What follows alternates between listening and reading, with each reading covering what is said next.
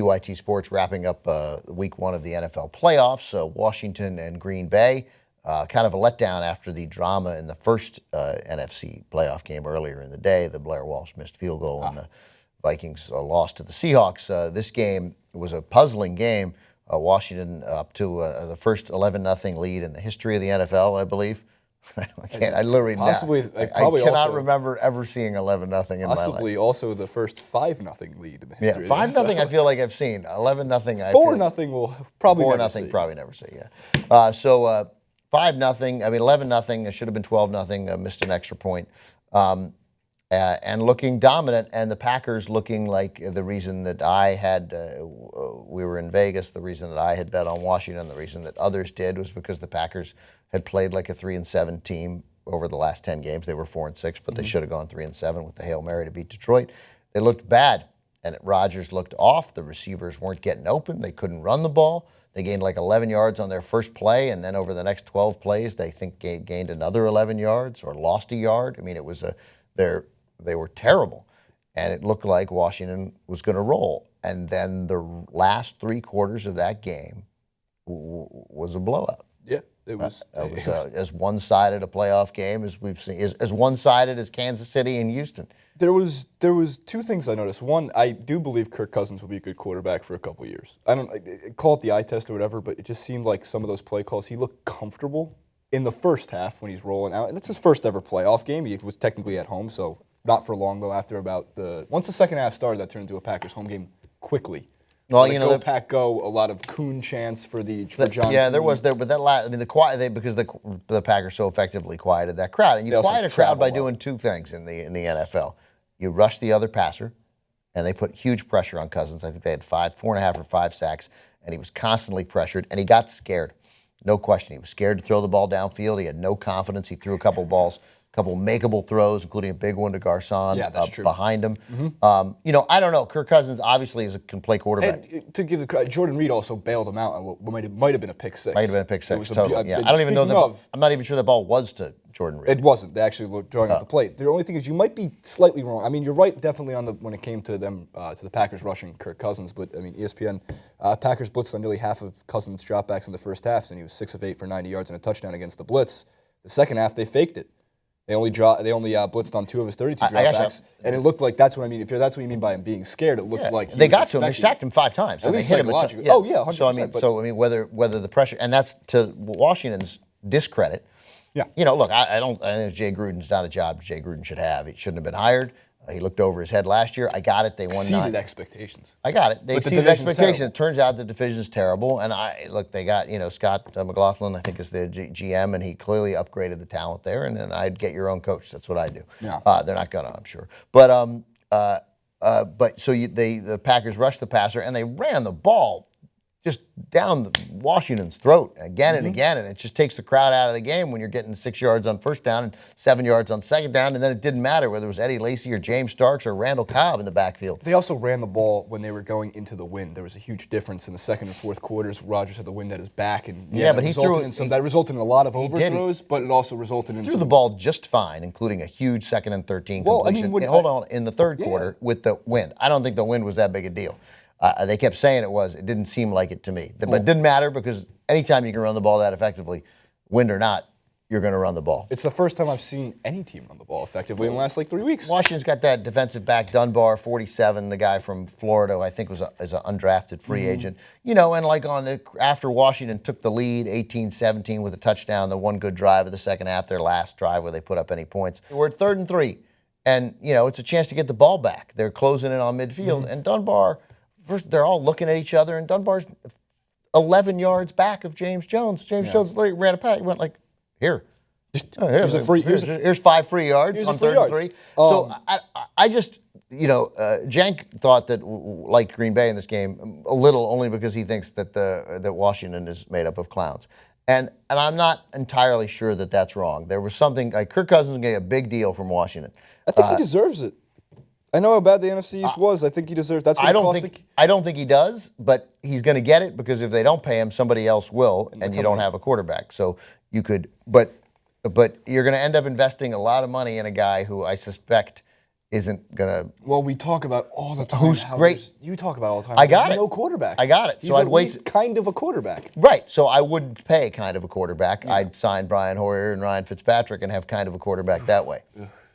I don't think Fitzpatrick's fine. Right, and that's Kirk Cousins. That Hoyer. might, to me, look, I don't know if that's his ceiling. That's where he is now. Maybe his ceiling is higher.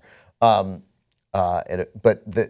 Washington just, you're up 11-0 at home in the playoffs against a team struggling that badly. But Cousins, who fumbled twice in goofy fashion, both times, like no quite sense of when that pressure's coming. That's a good point. Aaron Rodgers, I don't know, Aaron Rodgers and Tom Brady get hit from behind so many times and don't fumble. So anyway, look, I got it. Cousins had the best statistical year in Washington history. I mean, he's not Joe Theismann, he's not Doug Williams, but he had an unbelievable year and an unbelievable 7-game run, and that counts for something. And he's going to get paid, so we'll see. 2 quick things. One, Randall Cobb, Captain Kirk Cousins catchphrase, got very old very quickly. Regardless, after the game, Randall Cobb. Yes, sir. Hey, you like that? You like that? It was bound to happen from somebody. Yeah. Secondly, I had the over in the game because I felt like, and it was a dumb bet for the sole reason that I wanted to see points being scored. The whole weekend, there's no points being scored. So I was hoping for at least a shootout. So it hit, and that helps. It's 48.5 was the over I took. It's 30-18. Yeah. Why are you going for 2-point conversion? This is bound to fail. No more points are going to be scored. 30-18 I thought was definitely going to be the final. I was going to rip my hair out. Obviously, it turned out fine, but there's that momentary lapse. Do you have a word for this where that momentary lapse of panic happens? Momentary when you realize lapse of panic? Momentary onset of panic. Onset of panic. Thank you. Lapse would be past tense. Onset would be about to happen or present. So you're realizing, like, why is the field goal unit out there? Why aren't they going to kick this ball? My father invented a lot of words that have become words. Most notably, the retronym, which is a great word. Look it up; it's in the dictionary now. Invented by Frank Mankiewicz. But he invented another great word called clong, which I believe is spelled with a K. Although some people, I think, spell it with a C. I, in my head, imagine it with a K. But a clong is, again, invented by my father. It's a sudden rush of shit to the heart, which is what you had there. The clong is really defined of you are going to the NFL playoff game and you get up, this is in the 70s, and you get to the ticket turnstiles, you get to show your ticket, and you just, as you're in the parking lot, you realize as you reach for the tickets that they're on top of the washer dryer at home. Like that's your sudden rush of shit. That's a sudden rush of shit to the heart. You spell that? What is it? K-L-O-N-G? K-L-O-N-G or C-L-O-N-G, yeah. Clong, there it is. The hybrid, oh no, that's not it. That is not it. What is the Been talking a lot about how the Redskins are clowns, and we're leaving out the main thing. This wasn't about Jay Gruden or Dan Snyder, although it's about them because they brought this guy in. Deshaun Jackson, I got it, but there are a fair amount of receivers who can make big plays, right? You want a guy who can stretch the field, and sometimes he's so dynamic you're just amazed. But this is again, Jank would not have him on the team under any circumstances. And I think it's a fair point because everyone who plays in the NFL, and everyone who plays in college, and everyone who plays in high school knows how to score a touchdown with a pylon. At Pop Warner level.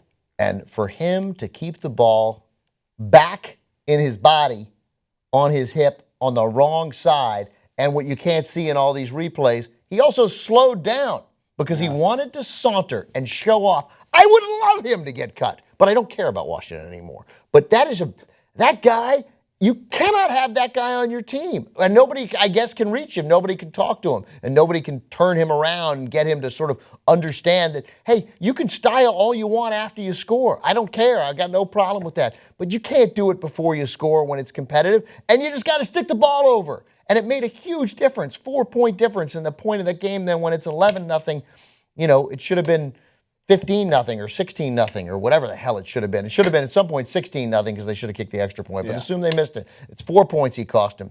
And it made a huge difference. And it gave the Packers life and it changed momentum. And then you got to see how clownish Washington is because they have Deshaun Jackson. And he's a clown. And he made a clown play. And then Kirk Cousins made a clown play because he plays for Washington, and he's Kirk Cousins. And from the 2-yard line, they let the play clock expire. I mean, it's just, in the playoffs, Those are, we're all on Blair Walsh. Blair Walsh has a physical mistake that people make, right, in the cold. What's Kirk Cousins' thing? You have 40 seconds to run a play. Call the play, or you call a timeout. Jay Gruden, in his defense, was apparently running down the sideline screaming for a timeout there. And look, I don't think they'd have scored from the 2. Also, clown play because they're Washington. Alfred Morris went directly into 9 Packers on his run from the 2 when the right side was empty. Like, you shift, you go the other way, he scores a touchdown, and we're not talking about what a clown Deshaun Jackson is. We're not dwelling on it. But Washington is made up of a series of clownish players because they are clownishly run, have been for years and years, goes from the owner down. The owner made that Jay Gruden hire. However, they may have a real GM, and every football decision, anything, should be turned over completely to that guy and away from Jay Gruden and away from Dan Snyder, although I admire Gruden just for having to put up with Dan Snyder. And the joy, of course, at least for that, even though I lost a great deal of money on Washington and it ruined my weekend, was that it was a worse weekend for Dan Snyder. And a bad weekend for Dan Snyder is a good weekend for America. Subscribe, comment below.